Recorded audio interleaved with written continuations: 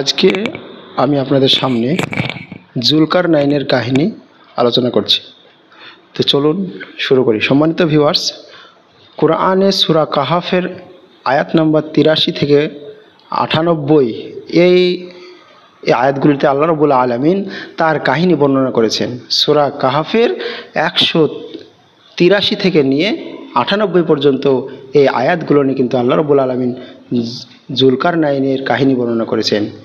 তিনি ছিলেন একজন ন্যায়পরায়ণ রাজা, যাকে আল্লাহ ক্ষমতা, জ্ঞান ও রাজ্য দান করেছিলেন।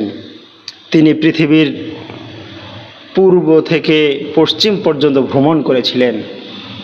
তিনি ন্যায়ের শাসন কায়েম করেছিলেন এবং মজলুমদের সাহায্য করতেন।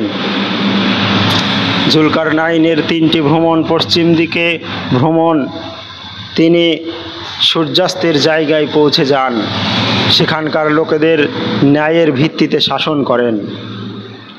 পূর্ব দিকে ভ্রমণ, সূর্যোদয়ের জায়গায় যান, সেখানকার লোকেদের সঙ্গে ভালো আচরণ করেন। দ্বিতীয় যাত্রা শেষে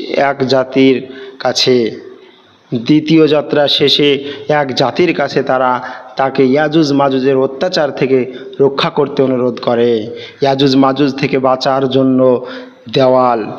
লোকেরা জুলকারনাইনকে বলল, ইয়াজুজ মাজুজ আমাদের ধ্বংস করছে, আমাদের আর তোমার মধ্যে একটি প্রাচীর তৈরি করে দাও। তখন তিনি লোহার টুকরা ও গলিত তামা দিয়ে একটি শক্তিশালী দেওয়াল তৈরি করলেন।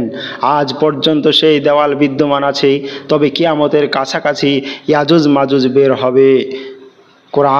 কোরআনের আয়াত সূরা কাহাফ 94 থেকে 98 নম্বর আয়াত।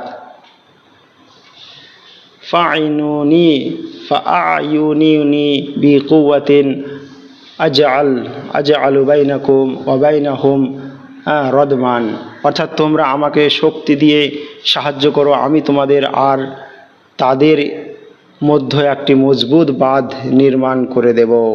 শিক্ষা: ন্যায়পরায়ণ রাজা আল্লাহর পক্ষ থেকে নিয়ামত। জ্ঞান, শক্তি, সম্পদ সবই আল্লাহর দান।